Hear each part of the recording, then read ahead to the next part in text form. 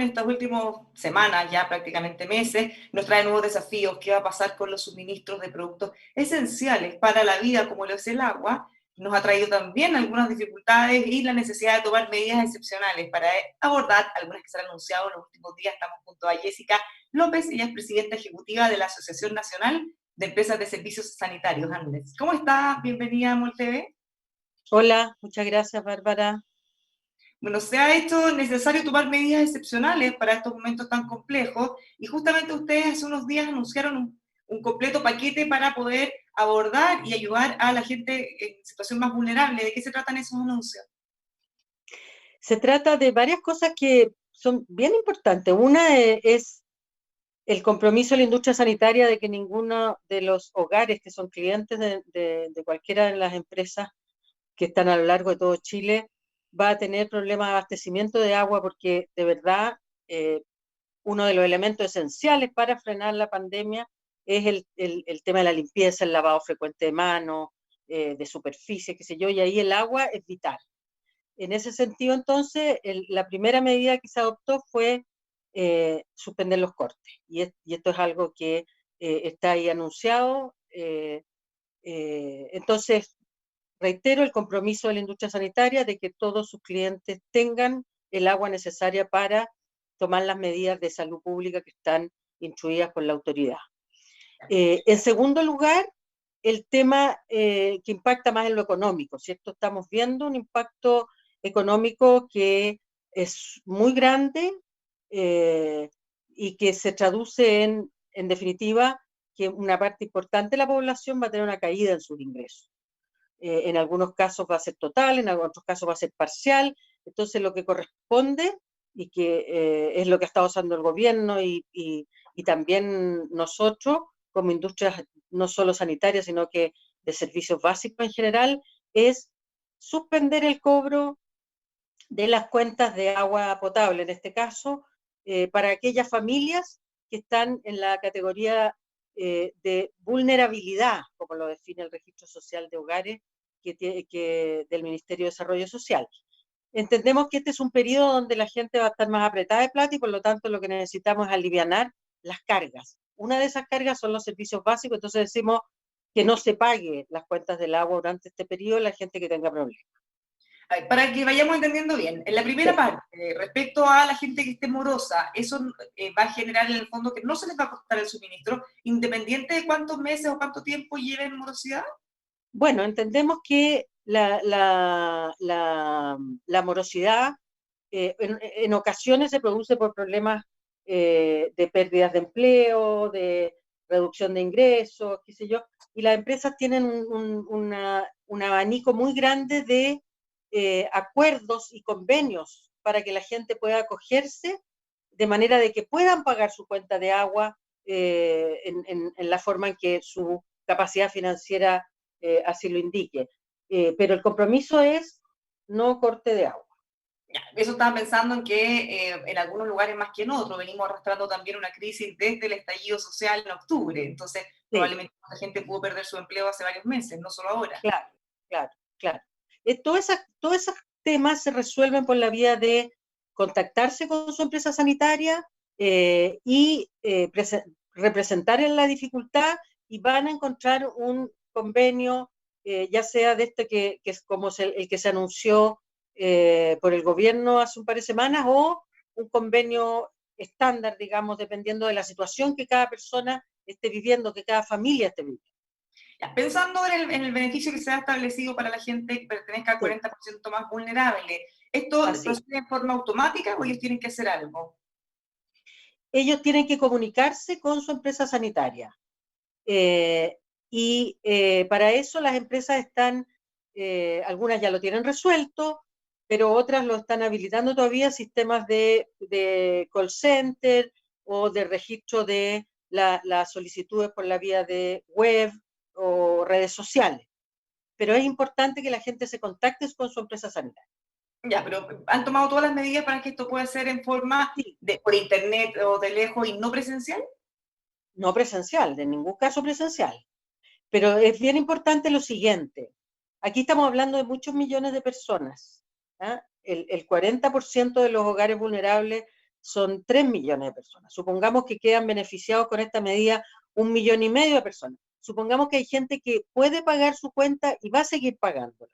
Entonces, pero igual es mucha gente, es 1 millón de personas, clientes que tienen que comunicarse con su sanitaria, y el punto bien importante es, esto no tiene que hacerse esta semana, no es que si uno se inscribe tiene que hacerlo ahora para tener el beneficio, no. El beneficio está ahí disponible, entendemos que esta es una situación que se va a postergar y por lo tanto pueden llamar para pedir antecedentes y hacerlo con la calma que podemos tomarnos en este minuto. No es una cosa de que hay que registrarse esta semana, no es así, porque si nos movemos así, vamos a tochar todos los servicios de los call centers de todas las empresas. Así Ya, que entonces, tomémoslo con calma. eso es importante, llevar la calma. Si Tenemos no lo tiempo. hacen los próximos días o está saturado el sistema, que sigan intentándolo. Así es. Ya. Tenemos tiempo, tomémoslo una semana o 2 semanas, pero hay que hacerlo. Ya. Pensando también en la gente que esté fuera de esa categoría del 40%, hay gente que puede pertenecer al 60 o 70, incluso más allá de eso, y si perdieron su empleo y no tienen ingresos, también está muy complicado. ¿Hay alguna solución pensando en ellos? En la misma solución, acogerse al mismo beneficio. Lo que pasa es que esas personas no sabemos quiénes son, pero evidentemente hay gente que va a perder el empleo, hay gente que va a ver suspendida su relación laboral, hay gente que probablemente en algunos lugares van a reducir la jornada y reducir las remuneraciones, eh, hay gente que va a seguir trabajando normalmente y no tendría por qué no pagar, hay mucho emprendimiento, mucho trabajador por cuenta propia que va a ver afectado su flujo de ingresos. Todas esas personas tienen que comunicarse con su sanitaria y van a poder acceder al mismo beneficio, al mismo plan de beneficio, que es no pagar sus cuentas del agua durante este periodo y postergarlo para resolverlo más adelante. ¿Por qué se anunció entonces que esto estaba dirigido al 40%, si en la práctica, como usted dice, podría ser para todos los que tengan problemas entonces? No, en estricto rigor lo que se anunció fue el 40% más vulnerable, más otros grupos que son vulnerables, por ejemplo, adultos mayores de 60 años que enfrenten problemas económicos tienen que comunicarse, personas que pierdan su empleo, emprendedores que vean reducidos sus ingresos. Todas esas personas están en el anuncio, lo que pasa es que día a día van surgiendo nuevas cosas, pero el sentido es que las personas que tienen dificultades de pago se contacten con su sanitaria para poder acogerse a este esquema de beneficio de postergación. Hemos hablado de personas naturales, pero ¿qué pasa en el caso de pyme o empresas que también tengan, por ejemplo, hayan tenido que cerrar y no estén generando ningún ingreso y estén muy complicados con sus cuentas? ¿Hay algún beneficio o podrían aspirar a algo? El mismo plan de beneficio. Nosotros sabemos que hay muchos profesionales, por ejemplo, que tienen una empresa individual de responsabilidad limitada o que operan como persona natural o empresas pequeñas, cafés, diversos emprendimientos que han enfrentado una caída brutal en sus ingresos. Todas esas personas jurídicas también tienen que comunicarse con su sanitaria y van a poder acogerse a este beneficio. Naturalmente, el sentido de comunicarse con su empresa sanitaria es representar su situación y le van a pedir, no sé, la persona que pierde el empleo le van a pedir que escanee el finiquito, qué sé yo, diversas cosas que puedan certificar, digamos, la situación que están viviendo. Una vez que ya sea la persona natural o igualmente una pequeña empresa pudiera certificar eso y se acceda a este plan de reprogramación, ¿cómo va a funcionar? ¿Cómo le van a cobrar después esa cuenta? ¿Y por cuánto tiempo también va a funcionar? Bueno, lo que está acordado es que las cuentas se van a postergar durante el tiempo que dure este estado de catástrofe. Serán 3 meses, 4 meses, 5 meses. Y posteriormente que termine el estado de catástrofe, esa deuda que se ha acumulado va a ser distribuida en 12 cuotas sobre la otra cuenta, naturalmente sin ningún interés, sin ninguna multa. Entendemos que esta es una situación de emergencia nacional. Y eso se va a comenzar a cobrar la primera cuota en la medida que se supere esta crisis o va a haber también un periodo de Así licencia es. posterior. El, esta, en la medida que se supere esta crisis y se vuelva a la normalidad. Saliéndonos un poquito de la crisis, cuéntenos cómo está su sector, cómo han ido evolucionando, también las inversiones que se están haciendo para llegar a sectores que todavía han sido más complejos, en sectores rurales más que nada. ¿Cómo están Sí. trabajando más allá de lo que estamos viviendo ahora en la actualidad? Bueno, es bien importante la mención que hace a los sectores rurales porque aquí hay un tema que como país tiene que preocuparnos. Las empresas sanitarias que yo represento en la Asociación de Empresas Sanitarias, así como otras que no pertenecen a nuestro gremio, pero igual son empresas sanitarias que tienen una concesión para operar y proveer los servicios, eh, todas estas empresas eh, tienen, tienen sus concesiones sobre zonas urbanas, principalmente ciudades y zonas urbanas. Y por lo tanto estamos distribuidos a lo largo de todo Chile en todas las ciudades, en todas las zonas, no completamente todas las zonas urbanas, pero sí todas las ciudades. Las zonas rurales no son del ámbito de las empresas sanitarias, de esta industria sanitaria que yo estoy representando, sino que son de responsabilidad de un conjunto de organizaciones que existen en Chile que son los conocidos como servicios sanitarios rurales, agua potable rural. Esos son más de 2.000 agrupaciones de vecinos y de organizaciones de distinto tamaño que se estructuran específicamente para obtener el agua potable rural, tema que gestionan con el Ministerio de Obras Públicas. Por lo ¿Por tanto, qué, aquí tenemos una... por qué se ha hecho de esa manera? ¿Cuál es la diferencia por la que ustedes no pueden participar también en esa zona? Eh, los sistemas de agua potable rural son muy, muy antiguos en Chile y han cumplido un rol bien, bien importante en proveer el agua potable a las zonas que están más alejadas, ¿ah? A ciertas localidades.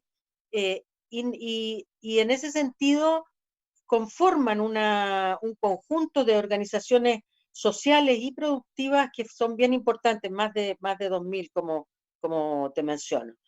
Eso es una realidad que hoy día existe. Ellos son los que proveen los servicios. Ahora, siempre la industria sanitaria puede respaldar aquellas comunidades donde la situación es de más vulnerabilidad, de mayor escasez de agua, de dificultades específicas, y ponernos atrás como respaldo para, en caso de emergencia, proveer el agua, y eso se hace hoy día en un conjunto importante, pero no principal. Pero es un tema de cómo está definida la provisión de servicios de agua potable y alcantarillado y tratamiento de agua en Chile. Las zonas urbanas, las empresas sanitarias, las zonas rurales, el Estado a través de los sistemas de agua potable rural.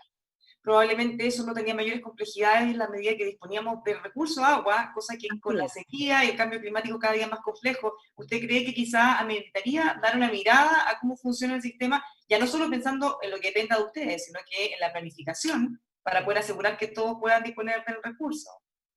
Bueno, yo creo que es desde hace unos años ya que este es un tema que está bastante candente en el sentido de que hay zonas que están con dificultades de acceder al agua y por lo tanto a nosotros como industria probablemente una de las cosas más importantes es cuando como país nosotros hacemos la declaración como sociedad de que vamos a darle prioridad al consumo humano para el agua. Esa declaración es una declaración bien significativa cuando la empezamos a bajar a temas operacionales, pero de verdad como industria sanitaria nosotros sentimos que el tema de las zonas rurales es un tema que todavía está pendiente en Chile, que hay un trabajo más grande que hacer con los sistemas de agua potable rural para equiparar un poco los estándares. ¿Ustedes y en esa misma línea han estudiado los cambios que se han propuesto para el Código de Aguas y creen que hay algún cambio que deberían hacer en esa línea? Bueno, ese es un tema que cualquiera, por decirlo de alguna manera, cualquiera sea el sistema de propiedad de los derechos de aprovechamiento de agua, siempre eh, uno tiene que considerar que el agua para el consumo humano va a tener que estar ahí definido. Por eso a nosotros, más allá de cuál sea el sistema, lo que más nos importa es la declaración de que el agua para el consumo humano es prioritaria. Y eso, y sobre eso nosotros trabajamos para institucionalizar, digamos, esa es la institucionalidad que más nos acomoda, la declaración como país de que el agua para el consumo humano es la prioridad. La autoridad ha señalado que efectivamente así lo es. ¿Usted cree que no o que no está tan firme?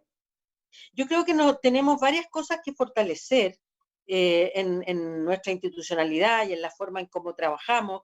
En este verano, por ejemplo, que recién pasó, se vieron, y que todavía no termina, por cierto, la emergencia hídrica, temas bien complejos en algunas cuencas, en la cuenca del Maipo, que es donde nosotros estamos viviendo, o en la Concagua, y así hacia una parte del norte de nuestro país, y que nos llama a reflexionar sobre cómo tenemos que bajar esta declaración del derecho humano al agua, de manera de que prevalezca el derecho humano al agua, prevalezca la primera prioridad, y para eso, la primera prioridad para el consumo humano, y para lograr eso, es que nosotros creemos que hay que fortalecer la institucionalidad, tanto para el manejo de las cuencas, el manejo del agua disponible, en general, en todo lo que tiene que ver con la institucionalidad del agua en Chile. Finalmente, ¿hay algún tema que los tenga inquietos, ya sea en esta misma línea, lo que hemos estado hablando, u otro, que crean que hay que tomar medidas al respecto o modificar? Sí, pues nos tiene muy inquieto el, la necesidad de que no se nos olvide que estamos en sequía, que la disponibilidad de recursos hídricos en Chile ha disminuido mucho, y que entonces la responsabilidad en el consumo, tanto por parte de la industria sanitaria, de manera de fortalecer su proceso, como por parte de los sectores agroindustriales con el objeto de aumentar la efectividad en el uso, como en el consumo humano, en el consumo de las personas. Ese es un llamado que no nos podemos olvidar. Hoy día en Chile cada uno de nosotros, en promedio, consume 170 litros de agua al día, y debiéramos, los estándares de países más desarrollados y de mejor uso, de mayor eficiencia, deberíamos llegar a 120. Entonces, este es un tema que tenemos que poner sobre la mesa. ¿Cómo consumimos el agua nosotros en nuestras casas?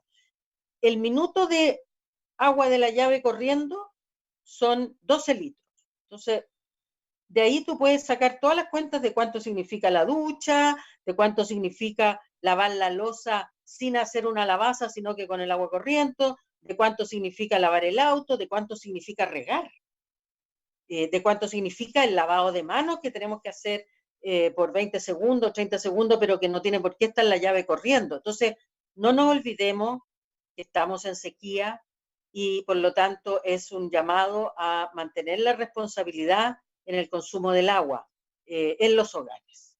Muchas gracias por haber conversado con nosotros esta mañana. Que tengan un buen día. Muchas gracias a ustedes, ha sido un gusto. Gracias, Bárbara. Los dejamos invitados a que sigan junto a nosotros revisando nuestros contenidos en emol.com.